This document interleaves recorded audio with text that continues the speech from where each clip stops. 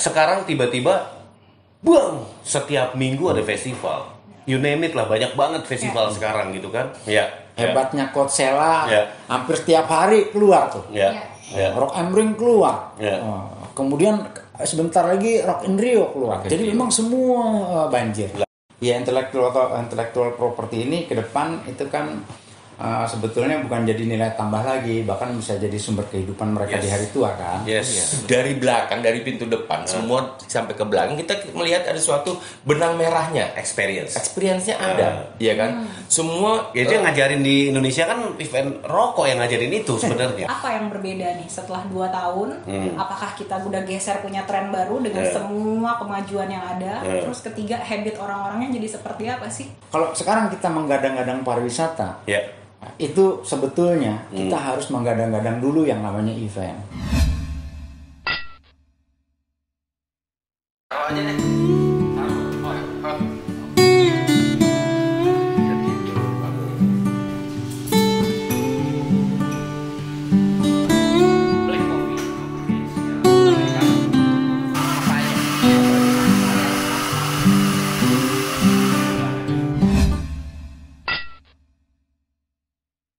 Halo sahabat event, ketemu lagi dengan gue Anton Ovos di Evit Event Indonesia Channel. Hari ini gue bersama teman-teman sahabat-sahabat event, ada Om Yansah. Ya, pasti teman-teman kenal di dunia production ya, event production. Lo pernah bikin apa? Sondernalin? Generasi 2 generasi. Dengar dulu, lo generasi 2 ini generasi 1. Lewat lagi. Dan yang istimewa hari ini ada Patricia ya. Seorang milenial yang sangat suka event dan marketing communication. Dan yang paling spesial hari ini adalah ada Mas Hari Koko Santoso. Gue nyebutnya Om Koko. Pertangan dong. Ini memang senang banget kalau kita ngobrol soal event ketemu sama gurunya gitu, karena guru akan selalu menjadi guru gitu, mentor akan selalu menjadi mentor. Dan hari ini apa yang kita bahas, Pat? Jadi hari ini kita tuh pengen ngobrol-ngobrol soal yang lagi banyak terjadi akhir-akhir ini. Setelah pemerintah akhirnya mengeluarkan beberapa kebijakan di mana kita semua boleh ngumpul. Ya. Dan walaupun masih COVID ya sebenarnya, ya, tapi udah dan di luar ruangan kita boleh tidak bermasker gitu. Mulai banyak bermunculan festival-festival musik nih. Nah, event-event makin banyak nih gitu. Jadi judulnya adalah hari ini podcast kita judulnya adalah Indonesia Banjir Festival. Nah, ini kalau udah banjir ini kan musim kemarau surut lagi gitu ya, kayak jamur di musim dingin ya, musim hujan, begitu panas hilang lagi gitu. Terus kalau hilang gimana? Kita belajar kemana lagi nih? Gitu. Nah, hari ini gue pengen ngobrol sama Mas Koko soal fenomena di industri event. Gue sebut fenomena. Kenapa? Karena 2 tahun tidur kok. 2 tahun kita nih nggak ngapa-ngapain, bahkan kita berubah profesi. Banyak orang berubah profesi di event. Sekarang tiba-tiba, buang, setiap minggu ada festival. You name it lah, banyak banget festival sekarang gitu kan. Nah, ini fenomena ini unik gitu ya. Tapi begitu pada saat ini muncul, terus ternyata gue juga sebenarnya juga ada keresahannya gitu ya. Waktu ini muncul, terus apa yang ditinggalkan oleh festival-festival ini? Karena seperti kita tahu, ada juga festival yang gagal, ada festival yang hancur. Ya mohon maaf ya, sampai panitianya itu digebukin orang gitu. Itu kan mencoreng dunia industri event gitu ya. Ya peran-peran kita sebagai orang-orang event. Nah, Mas Koko sendiri ngelihat fenomena Indonesia Banjir Festival ini gimana, Mas Koko? Nanti kalau mau komen-komen langsung ya. Gak berani. Gak berani komen. Yang ngomong senior gak berani komen. Kalau pendapat saya, pandemi ini kan bukan hanya ada di Indonesia kan, di seluruh dunia, sehingga apa yang terjadi di Indonesia sebetulnya sama. Hampir semua negara banjir festival juga. Kenapa? Karena musik itu kan bagian dari kehidupan ini sehari-hari lah, kehidupan kita manusia kita ini semua. Itu sebabnya di Indonesia terjadi itu. Tadi saya sempat cerita-cerita sedikit kan. Teman-teman bayangkan saja lebih dari 500 kabupaten setingkat kota ini yang setiap hari masyarakatnya memang ya maaf di kamar mandi aja dari 280 juta itu jangan-jangan cuma 100 orang yang nggak nyanyi gitu setiap hari gitu. Jadi semuanya memang, nyanyi. Musik ada yang apapun lah bentuknya gitu. Sehingga kalau saya sampaikan di Jakarta setiap hari ini mungkin ada sekitar 200 kegiatan di 5 wilayah kota Jakarta ini. Begitu juga di Bandung, Sabang sampai Merauke lah, sangat banyak kegiatannya. Bayangkan kalau 10 aja setiap hari kegiatan nggak banyak-banyak 10, karena ada hotel, ada restoran, ada kabupatennya sendiri, ada kecamatan, bahkan kelurahan, bahkan di RW, bahkan di restoran-restoran, di tempat-tempat kecil ada organ tunggal, ada kematian aja ada. Iya, ada nyanyi. Iya. Nah, sekarang 2 tahun itu jadi kalau 10 kali 500 aja udah 5.000 kali setahun ada 1,7 juta kegiatan dan itu berhenti sepanjang 2 tahun. Katakanlah ada 3 juta lebih kegiatan berhenti. Ya sekarang banjir lah, orang pada pengen semua gitu. Euforia. Akan tetapi saya setuju ini harus disikapi juga dan ini juga harus dicermati agar supaya kita semua siapapun kita ya tetap aja kita harus berhati-hati, kita ya kayak bekerja yang baik sebagaimana mestinya lah harusnya seperti itu. Tapi juga jangan lupa karena musik ini luar biasa, hiburan lah luar biasa sehingga yang terjadi banjir festival itu bukan hanya di Jakarta. Bukan hanya di Indonesia tapi juga di dunia. Teman-teman pasti kan kita semua pasti di medsos pasti lihat hebatnya Coachella, hampir setiap hari keluar tuh. Rock am Ring keluar. Kemudian sebentar lagi Rock in Rio keluar. Jadi memang semua banjir. Kalau dari saya itu dulu sih. Itu. Gimana tuh, Yan? Lo? Luar biasa. Dulu sebelum lanjut. Perlu di statement bahwa kita ada di Bandar Kopi di Lebak Bulus. Keren Jadi tempat tempatnya. kita ngopi, hidden place gitu ya buat kita nongkrong. Nah hari ini memang kesempatan kita dapat ruangan yang keren sekali. Gitu. Oke, lanjut Pet. Oke. Lo mau kasih pendapat apa soal, kan lo milenial kan? Ngasih pendapat soal banjir festival ini gitu. Apa yang lo lihat? Kalau aku melihat ini sebenarnya baik ya. Melihat banjir festival ini baik dalam arti ini jadi suatu ajang di mana pelaku event juga bisa berkreasi lagi, baik gitu. Cuma kalau aku ngelihatnya dari sisi milenial yang juga suka datang ke konser, highlight artisnya kebanyakan itu aja. Jadi bolak-balik, different time, same shit. Iya. Jadi misalkan ke festival A gitu. Ada, mohon maaf sebut merek ya, Tulus, ada Afgan, ada Raisa, ada Yura Yunita. Minggu depan konsernya festival beda. Lain, beda konser, beda festival. Ada Heavy, ada Tulus, ada terus lagi. Masalahnya lagunya yang lo temuin sama nggak? Sama juga. Kurang lebih setlistnya sama. Setlistnya sama cuma dipindah-pindah. Iya, songlistnya kurang lebih sama. Gitu. Jadi apa ya? Menikmati bisa ngumpul sama orang-orang banyak gitu karena 2 tahun nggak ketemu orang banyak tuh rasanya menyebalkan sekali gitu. Saat bisa ketemu menyenangkan gitu. Saat pertama kali hadir ke festival, itu senengnya luar biasa, asik bisa nonton konser lagi. Tapi juga di satu titik di mana kenapa dia lagi ya? Titik jenuhnya mulai datang. Apakah ini karena hanya untuk bisnis semata? Maksudnya karena nama Tulus dia punya crowd jadi bisa orang pada datang ke sana gitu atau apa gitu. Jadi yang lo cermati adalah bisnis atau mungkin Jadi, ada nggak hal lo sebut maksudnya gini yang lo cermati tentang communication-nya? Let's say tentang kreatif bagaimana membangun sebuah event brand event ya. Kan namanya beda-beda. Betul. Gitu kan ada With The Gue rasa Fest, sih namanya doang yang beda Om. namanya Tapi doang.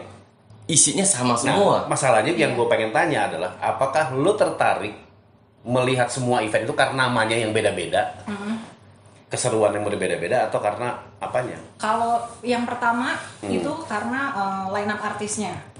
Line up artisnya pengen datang, pengen lihat nih setelah 2 tahun pada online semua, jadinya apa sih mereka ini di atas stage gitu. Karena itu kan buat pengetahuan juga ya, buat insight gitu. Terus yang kedua, apa yang berbeda nih setelah 2 tahun?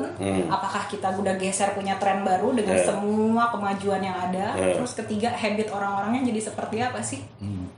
Habit orang-orangnya apakah masih sama aja? Kalau dari warna musik ada hal yang menarik yang gue cermati juga. Contoh, dulu kan kalau festival tuh festival dangdut, festival pop, festival rock gitu.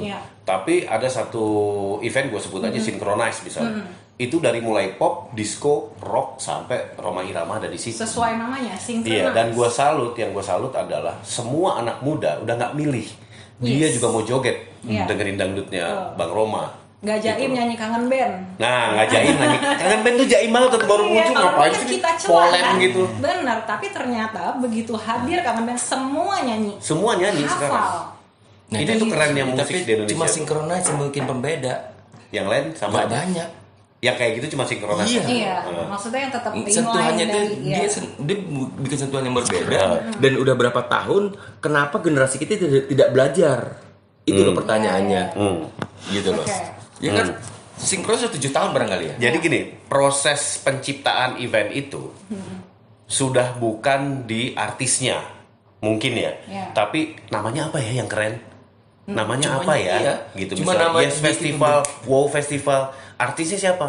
Dia lagi, dia lagi yang Nah diundang. iya, sedangkan maksudnya artis itu kan sebenarnya namanya juga artis gitu. Kita nggak bisa kotak-kotakan mereka apakah mereka major label atau Ya, indie label. bodoh, itu kan artis. Sedangkan banyak juga kok artis-artis yang memang mereka punya performance bagus, cuma memang tidak ter-highlight gitu, tidak ter-highlight gitu. Nah untuk mereka ini tempatnya bisa di mana? Gimana cara mereka juga bisa tampil di sebesar itu gitu. Sedangkan pasti meskipun mereka mungkin masih niche market, masih kecil sekali, tapi mereka juga punya karya yang juga cukup baik gitu. Balik lagi, meskipun niche, tapi mereka udah ada marketnya. Jadi masih layak lah Masih mereka layak untuk nampil, walaupun dia tapi- diulang-ulang, betul, tapi ya itu kenapa menjadi dikit, pilihan gitu. Betul, tapi kenapa dikit gitu artis-artis yang memang Indonesia punya potensi besar gitu, punya potensi untuk menjadi besar, tidak cuma di industri musik mungkin, karena namanya sekarang dengan kemajuan zaman namanya industri musik nggak perlu lagi tampil Nah, di TV. gue lihat, punya channel sendiri. gue lihat pergerakan Mas Koko sebagai senior malah yang sering gue lihat memunculkan artis baru.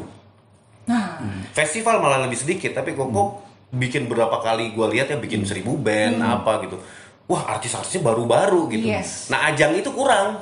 Itu Gitu yang, loh. yang harus ditumbuhin kan itu Tapi seharusnya. sebelum ke situ, lo sebagai orang produksi, gue mau tanya, langsung setertarik apa lo ngelihat event itu gambar panggungnya bentuknya kayak burung gagak, yang satu bentuk panggungnya kayak gambar anjing gitu kan. Iya memang. Coachella bentuknya kayak gimana gitu. Kalau kan. kita lihat di luar ini kan seberapa kreatif ya tadi Om Koko ngomong. Seberapa kreatif kita membangun. Tapi di Indonesia apa? Panggungnya gitu doang. Ya, kotak warnanya Itu berubah. doang. Nah, cuma ada beberapa dikit banget yang punya kreatif. Rokok lah. Enggak juga kan? Enggak Itu paling gede. Bukan. Lo kan ngalamin. Enggak sebenarnya gini. Tunggu dulu, panggung rokok, LED-nya ada 100 biji kan lo yang ngalamin, kotak-kotak. Enggak. Jadi gini Om. Kalau bicara udah sekeras sinkronis ya, wajar mereka berubah, berevolusi segala macam. Nah, ini anak-anak walaupun kecil, kita kan maunya walaupun dia punya panggung kecil tapi lu punya engage Ya, gitu loh, sesuatu yang unik. Iya. Bukan hanya artisnya doang engage, tapi produksi juga engage, semuanya juga ada dari depan sampai floor semua Bervalue gitu. Iya. Yang Sekarang dimaksud engage gimana Om? iya. Mungkin mereka takutnya nggak ngerti nih Iya, engage maksudnya dalam engagement, apa engagement. kita nggak lihat DWP, ya kan?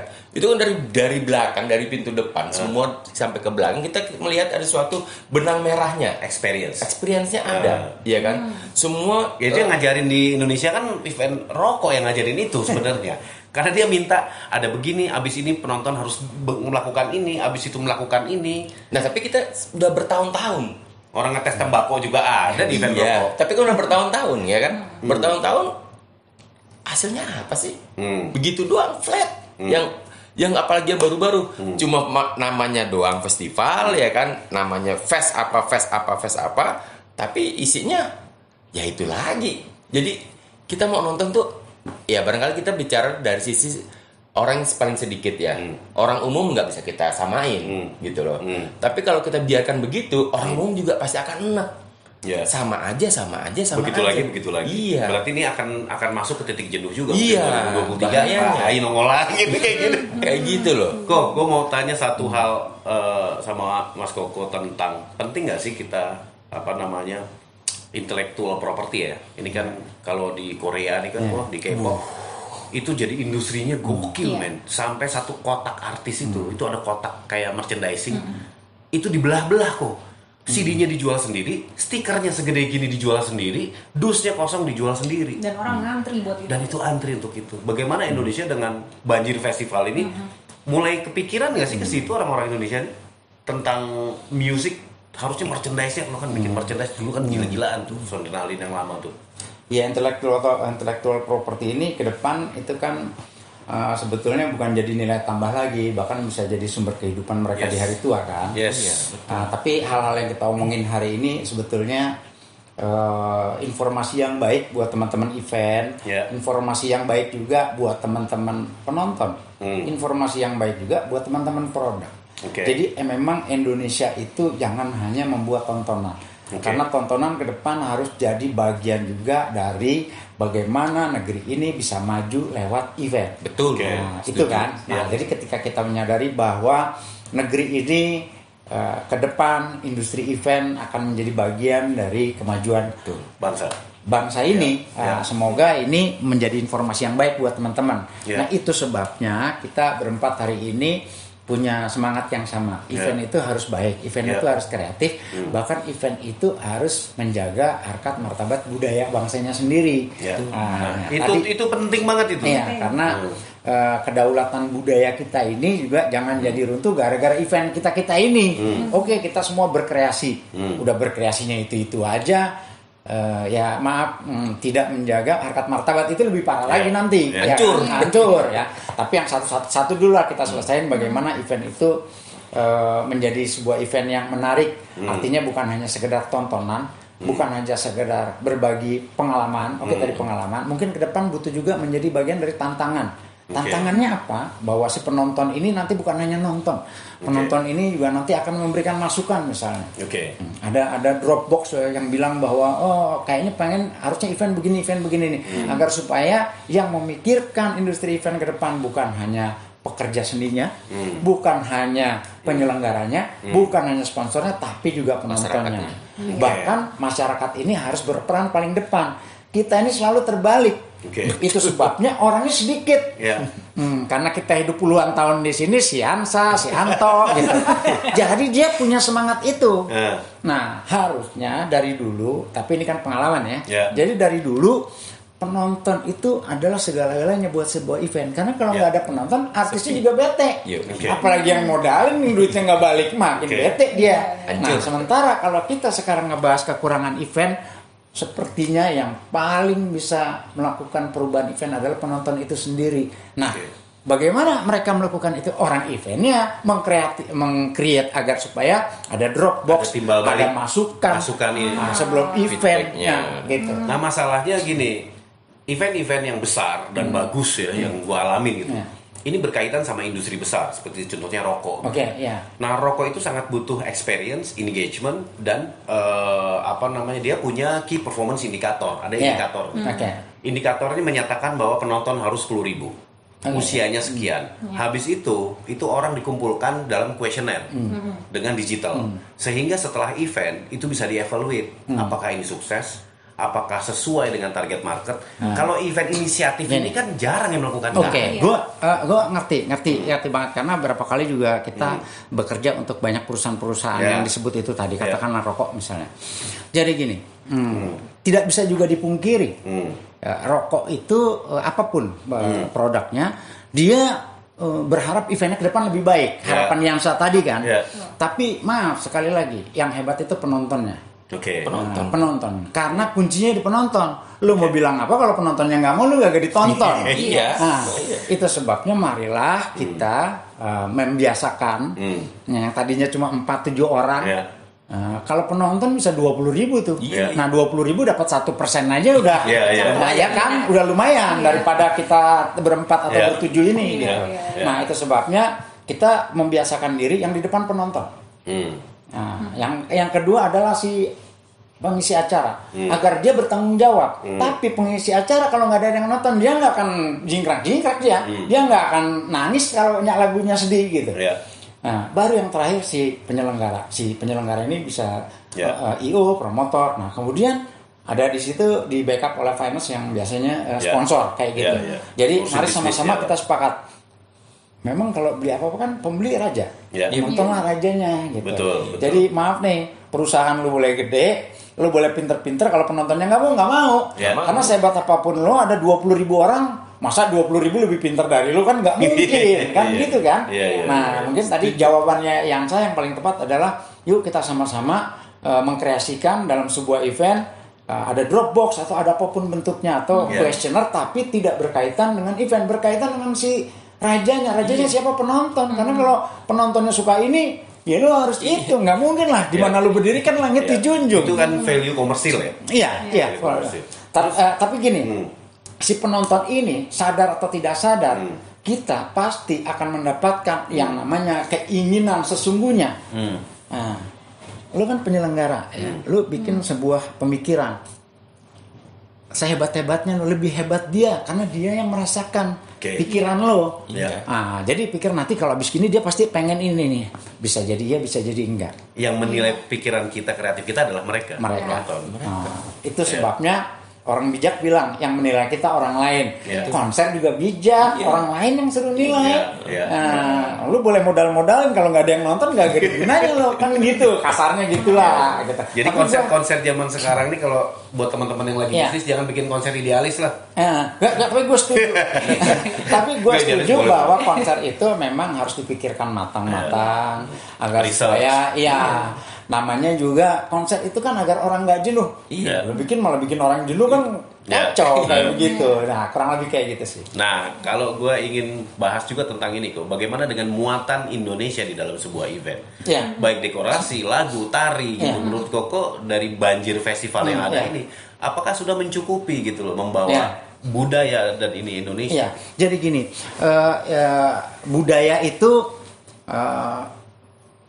besar sekali di negeri ini gitu. Dari Sabang sampai Merauke ada unsur gamelan, ada unsur gong, ada unsur dol, ada unsur saluang misalnya dari Sumatera. Bukan hanya itu sebetulnya gitu.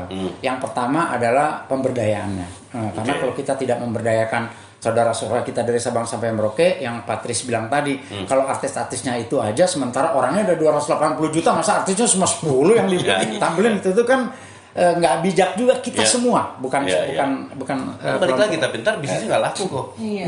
Kalau dipasang tari saman misalnya gitu. Tapi kan regenerasi yang dibangun sama Koko. Nah, kalau gue tetap kuncinya di komunikasi. Gimana caranya kita berkomunikasi dengan baik sehingga orang mau nonton tarian daerah yang misalnya dicombine dengan apa gitu.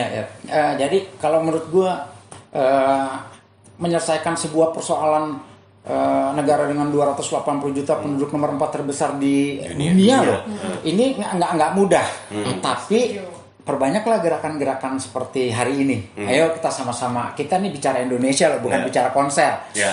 Jadi kalau lo tanya budayanya bagaimana, melibatkannya bagaimana, sepanjang lo berpikir merah putih, kalau lo dari timur sana pasti lo budaya sana lo angkat. Kalau kita yang dari barat ini, kita yang di sini yang diangkat.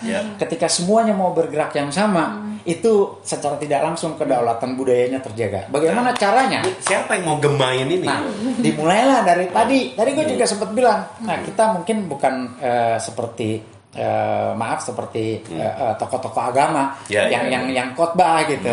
Kita bahasanya bahasa yang lebih ke jenik gitu ya.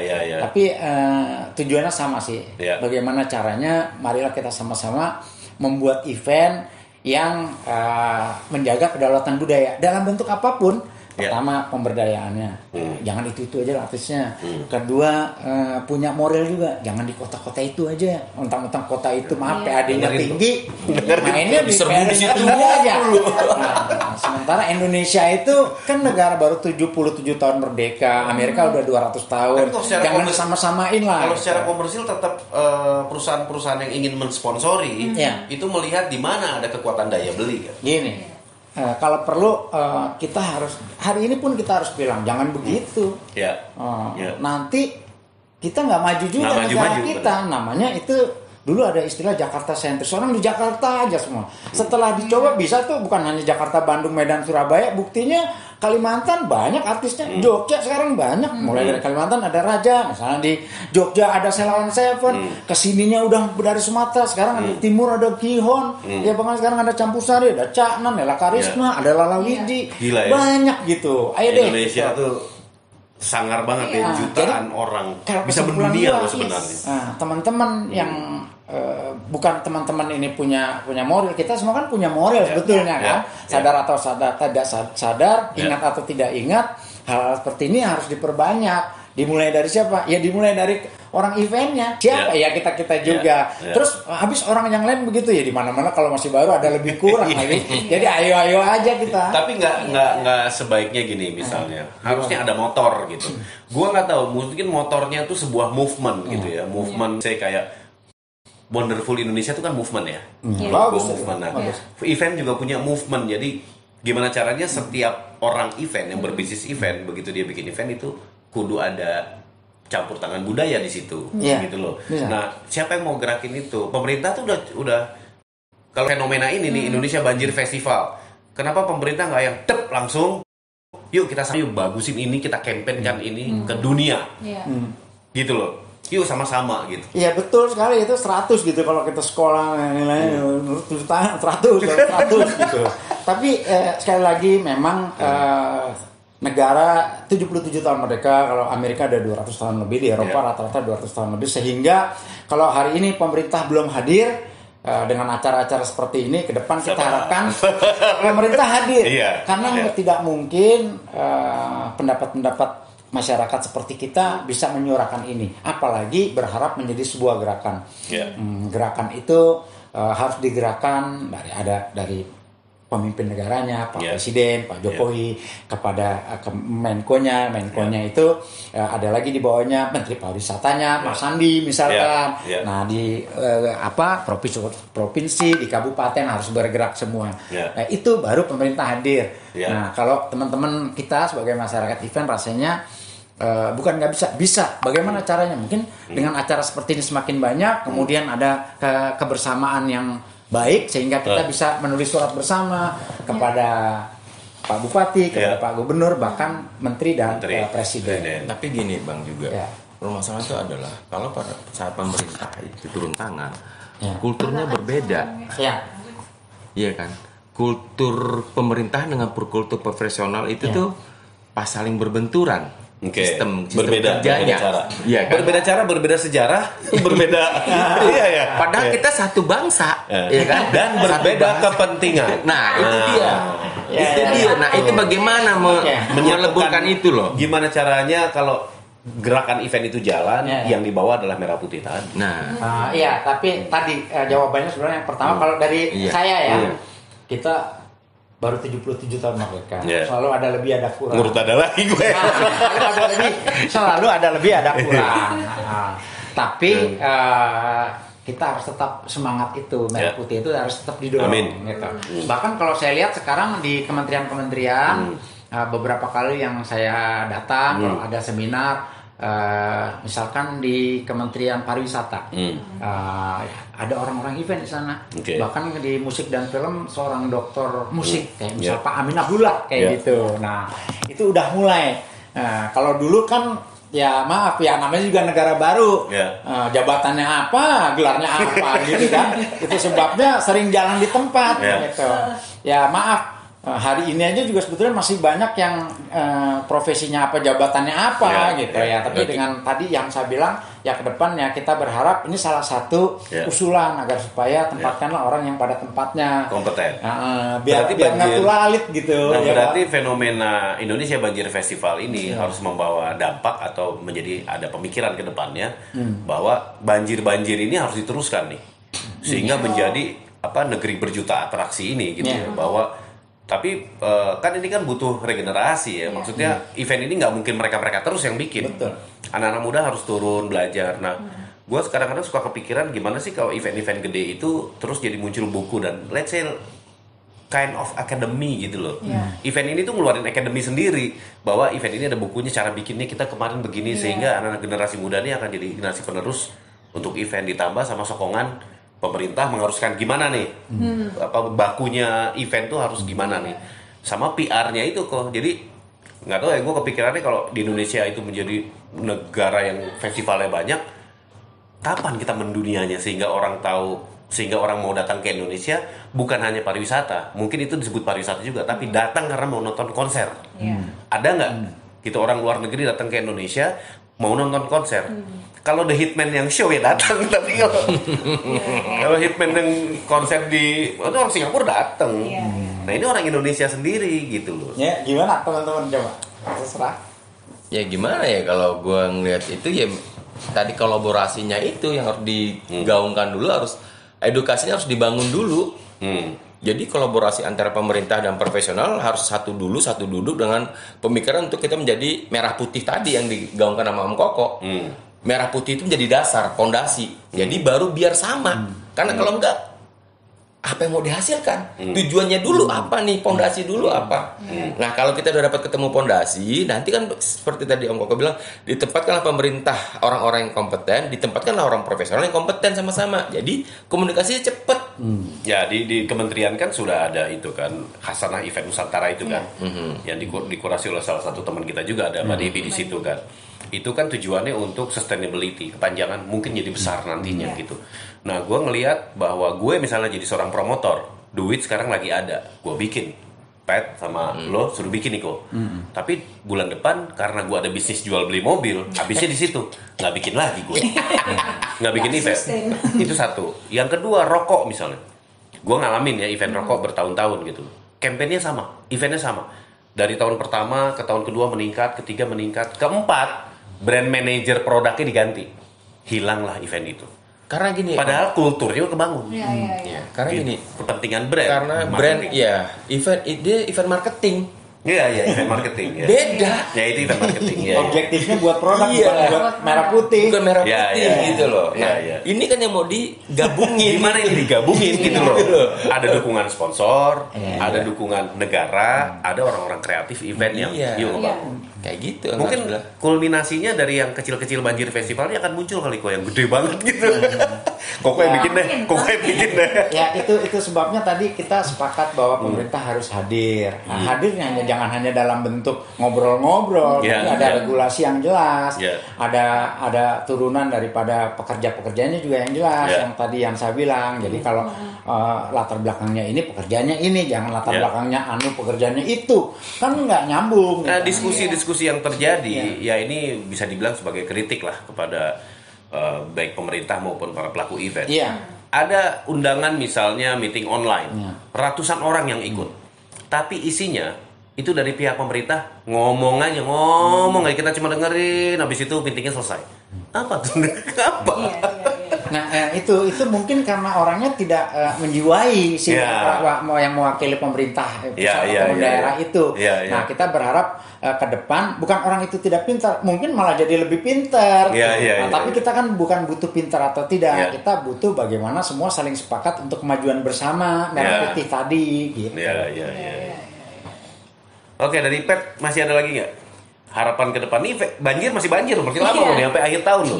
Akhir tahun masih banyak. Kalau harapanku dari banjir festival ini maksudnya saat ini kan kita memang masih di masa pandemi, kita belum selesai masa pandemi. Harapanku dari banjir festival yang lagi banyak ini para pelaku event juga menemukan formula bagaimana event yang safety, tidak hanya produksi, tidak hanya crowd handling, tapi bagaimana supaya pulang dari situ orang-orang tetap sehat. Karena ingat virus ini kan rupa-rupa dan transmisinya sangat amat cepat gitu. Jadi harapanku ada itu, sama kedua untuk kayak aku sebagai event planner itu kita bisa belajar dari event-event ini. Dalam arti misalkan gitu kita ada data misalkan ternyata dari event ini ternyata waste managementnya mereka bisa reduce, mereka bisa kurang, jadi efektif gitu. Terus penggunaan listrik bisa untuk mendukung si carbon neutral dan segala macam gitu ke depannya gitu. Environment environment friendly-nya itu kita bisa dapat gitu yang kayak gitu. Balik lagi buat tujuannya buat keberlangsungan kita bersama nih di sini. Karena kalau misalkan itu bisa kita gaungin kayak Coldplay mereka minta sustainability concert di Indonesia. Itu gimana ngejawabnya gitu, siap nggak kita gitu? Ya siap nggak gitu. Dengan pro lingkungan. Betul dengan pro lingkungan. Kalau aku sih berharapnya gitu. Jadi nggak cuma hiburan, tapi juga lingkungannya tetap baik gitu. Tetap waste managementnya baik, crowd handlingnya baik, dan balik lagi safety secara kesehatan. Lagi dengan keadaan kayak semoga kita punya rumusan nih buat standarnya Indonesia. Jadi, standarisasi betul, event. jadi kalau ditanya sama luar safe nggak konser di Indonesia? Safe karena kita punya A, B, C, D. Iya, kita nggak dihajar dengan isu melulu. Iya. Iya, maksudnya itu gitu. Ngerti. Abis Pet yang sah dulu. Ke depan gimana harapan? Ya itu tadi, kalau kita memang mau lo nggak bisa jawab banyak-banyak lo kan, nggak bisa double-double di waktu yang sama. Maksudnya gue tadi, kalau memang kita mau berubah, kita kan tadi sadar tuh, kalau kita standar, kita pasti akan menuju kejenuhan.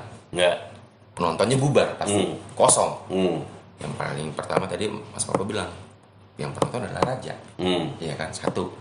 Itu harus kita pikirkan dan itu kita. Berarti gimana caranya event ini berevolusi terus? Berevolusi terus.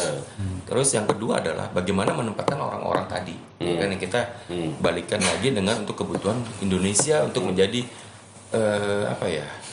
raja di rumahnya, budaya, kulturnya menjadi raja di Indonesia gitu loh. Menjadi center point. Iya, bahkan kalau bila perlu misalnya gini, di awalnya adalah ada satu event hanya kayak kita anggap gini lah, DWP itu kembangan anak Jakarta, ya kan.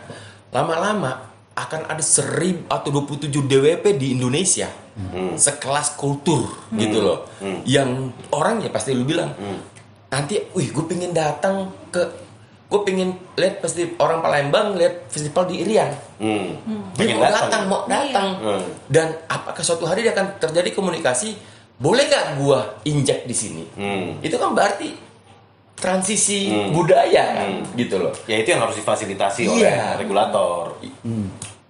Sehingga terjadi komunikasi. Tapi ya itu harus dibangun edukasi dulu semuanya. Edukasi yang baik, yang benar, dan habis itu baru disebarin. Ya, pemikiran-pemikiran itu dari profesional, dari anak-anak yang tumbuh dari profesional di EO event segala macam dengan gabung dengan Pemda daerah gitu loh. Jadi itu dibangun. Nah, sekarang kan ada satu backstager, ya kan? Backstager tuh ngapain aja sih sekarang tumbuhnya? Lo serius gue? Lo iya gue ngomong lu, gue tembak lu langsung. Karena lu terbesar. Kan ada event lo juga. Lo iya. Gue ngomong gue langsung ngomong sama efek backstager. Karena lu ada lu. Ya ini kalau ini adalah sebuah kritik ya silahkan di. Iya. Siapapun kan gitu loh. Kenapa? Karena kan kalian yang punya bisa misi dan visi. Iya. Ya memang gini, organisasi itu adalah pihak yang lebih diterima oleh pemerintah karena memiliki badan hukum. Iya. Jadi kalau mau diskusi lewat saluran organisasi. Nah, mengenai apakah organisasi mencermati ini sehingga butuh diskusi dengan pemerintah, itu kembali lagi kepada organisasi masing-masing. Karena organisasi kan suara-suara member-membernya nih, gitu. Selama kita masih memikirkan bahwa event adalah bisnis cari uang, ya kita nggak akan memikirkan edukasi. Gue untung apa enggak, itu aja. Gue untung rugi ya ngapain edukasi lah, gue rugi. Gue juga nggak bikin lagi kali ke depan, gitu. Padahal sebenarnya bukan itu, tapi sustainability, keberlangsungan. Bagaimana generasi ke depan itu munculin event yang lebih keren lagi. Nah, apakah itu sejalan dengan yang berlaku dengan lu dari lu kan pendirinya nih, gini. Iya kan? Itu gitu loh. Tetap gini.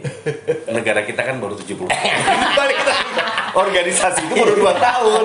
Lu gila. Maksudnya pemikiran cita-cita itu masih ada, dan alhamdulillah apa yang gue pikirin ini nggak mati lah. Bahwa gue pengen ini berlanjut terus, regenerasi di organisasi menjadi yang frontliner lah, yang paling depan membawa pesan-pesan positif merah putih itu gitu loh. Udah itu kalau organisasi. Nah dari Om Koko gimana terakhir lo menyikapi ini pesan-pesan? Ya kalau pendapat saya seperti backstagers itu tadi. Ya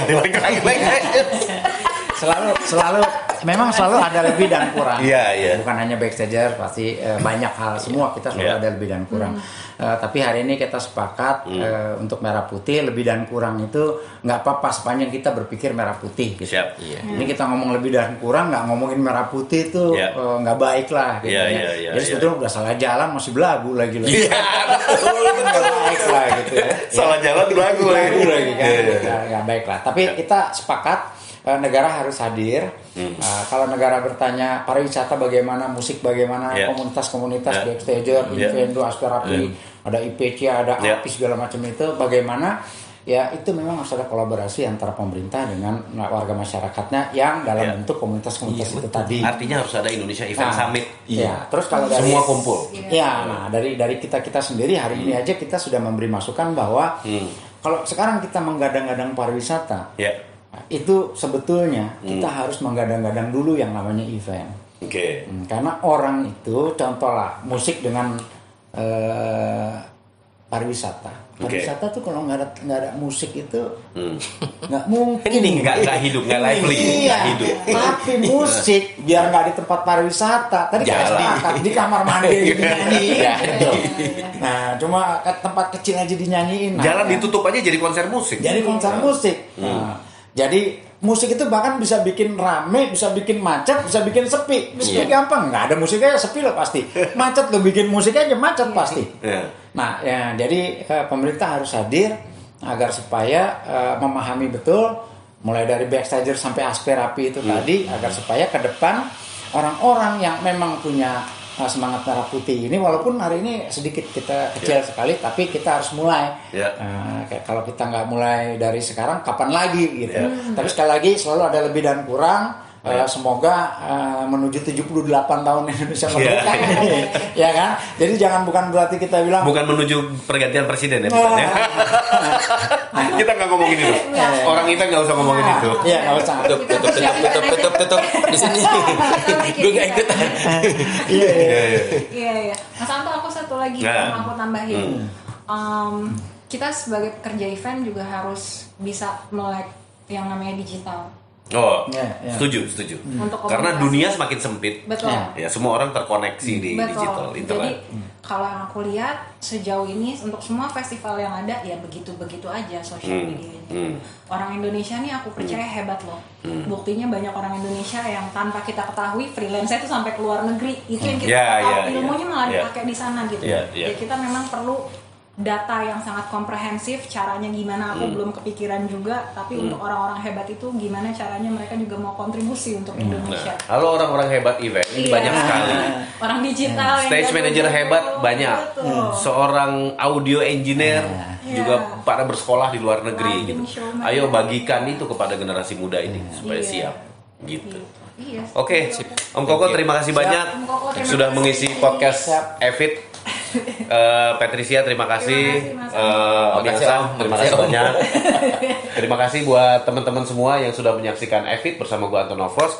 Kalau pesannya dari gua satu, mudah-mudahan ada Kementerian Event di Indonesia.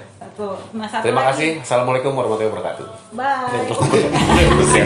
Karena kalau gini nyambungnya ke sini, harus Kementerian ini, harus dikonek. Udah semuanya berhenti, ada Kementerian Event ya.